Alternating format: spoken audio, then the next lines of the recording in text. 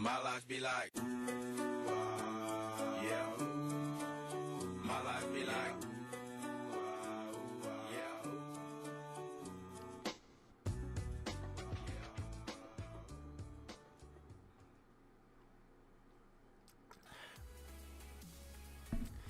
Good morning, guys. Pops Paladin here. We're going to talk about Mythic Imonar and the crazy amount of stuff that happens. Now, if you're watching this video as a prop paladin, you can do some amazing things, especially if you have the right raid makeup. And the things that you're looking for are double shamans or a single shaman and a druid. You definitely want a monk, and then, of course, any other off healer that you got here. Now, Mythic Imonar is one of our major changes from heroic to mythic level difficulty. Instead of doing 3 platforms, we're going to be doing 5 platforms here, and we're going to be running back and forth as we get going through here. Now, a couple things to go to set up. I'm going to do this video a little bit different than I usually do, so there's going to be some stop gaps where I'm going to pause the video, talk about it, and then continue up again in terms of explaining what we're actually doing here. So, as we move forward through this fight, keep in mind I'm in a full defensive build here just to make sure. There's a lot of damage that the raid's taking, and the way we are specifically tanking it makes DPS tanking kind of difficult. You're going to see here in a little bit once we get to platform 2. So when we pull the boss, as we start and get ready to pull a boss, we're going to pull to the middle of the room. You want to make sure that all your players / range 10, that is range players, and all of your melee players stack. Now what we do is we have all of our melee players stack on the left leg, and they take their sleep canisters out towards the middle of the room, right where you would see my big wig timers right now, and then they get dispelled. What you're going to do in this first platform is the same thing that you're going to do all the time. So we go 4-2, 4-2, 3. Stick with me, I'll explain that here in a little bit. So we're going to take 4 shock lances at the beginning of the fight. Nothing really hurts at all at this point in time, so we're just kind of dealing with the mechanics as we go through here. Our first intermission phase starts at 80% as opposed to 65%. Now, what I typically try to do is occasionally there'll be a mine that spawns at the beginning entrance of the fight where I'm going to get blown backwards. My demon hunter will do his little fell rush or whatever it's called through 2 of the stasis traps, and or 3 if he can get all of them.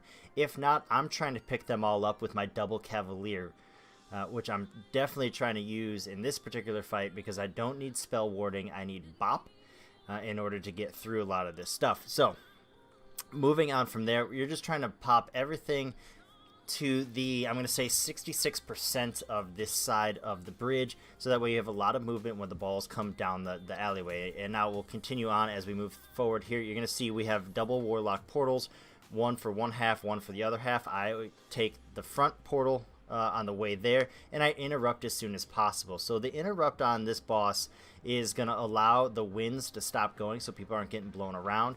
They got 12 seconds to get off the bridge in order for everything to start up again, and then we just start the fight. So now everybody stacks on the left-hand side of the boss, and as they stack up on the side of the boss, Shrapnel Blast, as you see here right now, comes out, and that's right at the 2-stack Sever. So I take my second stack of Sever, we move to the side, I pop all of these bombs here, and now I have all of the debuffs. What that does is that clears the room for us, but I am taking a lot of damage at this point in time, and I'm still going to have those mines when I take the boss. So I'm going to take the boss here right now, and I'm going to go Ardent Defender, and I'm going to let that tick fall off as I'm reducing damage, and then I'm going to tick my my trinkets, Apocalypse Drive, and I'm going to let that tick away at what the boss is doing to me.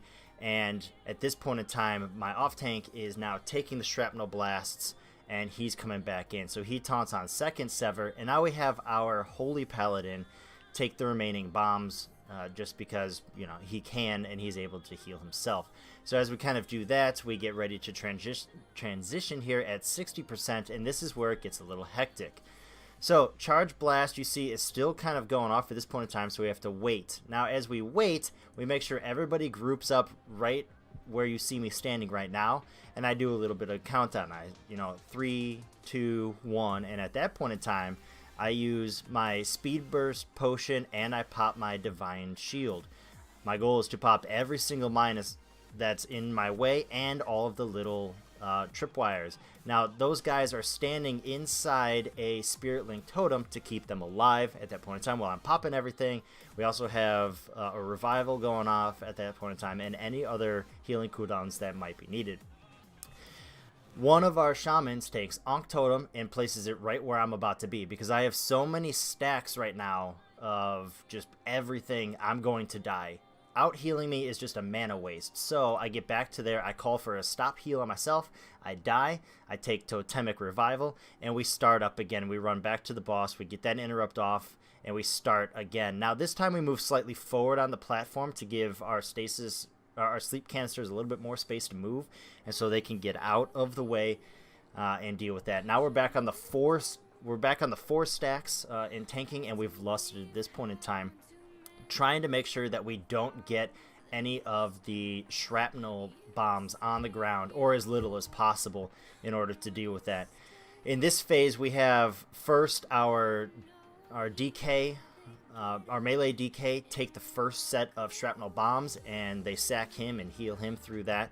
And then the second set of shrapnel bombs, our warrior takes that with the commanding shout as well, in order to just give him a little bit of boost of health to get through there. And hopefully by then we beat the next set. If not, I can then take that as we start going through, and we move on to the next intermission phase, which is at 40%. Now this is the exact same phase as the previous one, so I'm not going to pause the video here. You can just see how we're not trying to clear a lot of bombs at this point in time. Now we're starting to do the far 33% of the bridge because we don't need it. We just need to get back one more time as we cross the bridge. And then move forward through here. If you find yourself, as you just saw right there, getting hit by a bomb, make sure you freedom yourself. And make sure you also don't accidentally target somebody and use the freedom on them, because that sucks. Now in stage 4, the shrapnel bombs go away, but now we're dealing with Empowered Shrapnel Blast, which is green swirlies on the ground, and that's a stacking debuff that hurts like a samamamama, and we don't want to have to deal with that, so just be very cautious about it. You see green swirly, move out of it. We're still taking Charge Blast to the opposite sides of the room, i.e. if you have the back ship, and you rotate that back ship, you take it to the back of the room. If you have the front ship and that front ship's rotating, you bring it to the front of the room. Now that's the way it's supposed to go, but as you see here in the video right now, we got a little bit on that aspect. So you have to be very cautious of where you are in the raid itself, just to make sure that you actually are being aware of what's around you. Now because we've already lusted, this is a true do the mechanics side of the map, and we're gonna once again transition here at 20%. Now we have to save one res for the strat that we do, because I don't like killing melee, because I don't think it's their job to die. I want to make sure that they still have their pots, their flasks, their food. I can go without my food, I can go without my rune, and so once again I'm gonna die. We do the same thing we did on bridge 2, and I call for a count, 1, 2, 3. Now I bop myself, and I use my speed totem, and I go all the way through, or speed potion. I go all the way through as far as I can, popping as much as I possibly can. I know I'm gonna die, and then I use the soul stone that was placed on me by my warlock, or if you don't have a warlock, you just get a res right there, and that's why you save that last res for this phase. And now we're in the burn phase. We're at 20%. We're going all the way through here. We got to execute for a warrior.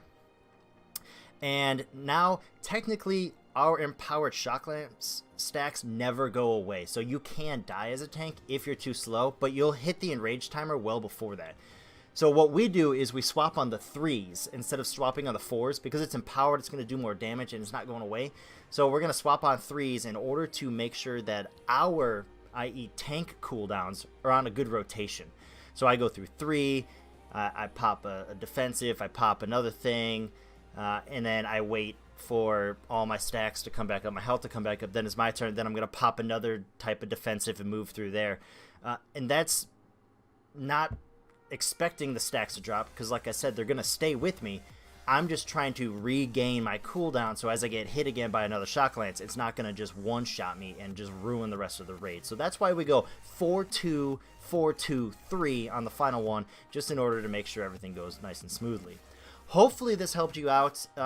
This was a really good strat that came through when we decided to have the tank start popping the shrapnel blasts in order to get that stuff off the ground, and then we had melee popping on the other side. That really helped. Using speed burst potions to get all the way through, and Octotoing me, and then just rezzing me at the last second. So hopefully this helped you. Good luck on your loot. This is a great boss. This is one of my favorites, actually. And have a great rest of the day, guys. I'll catch you later.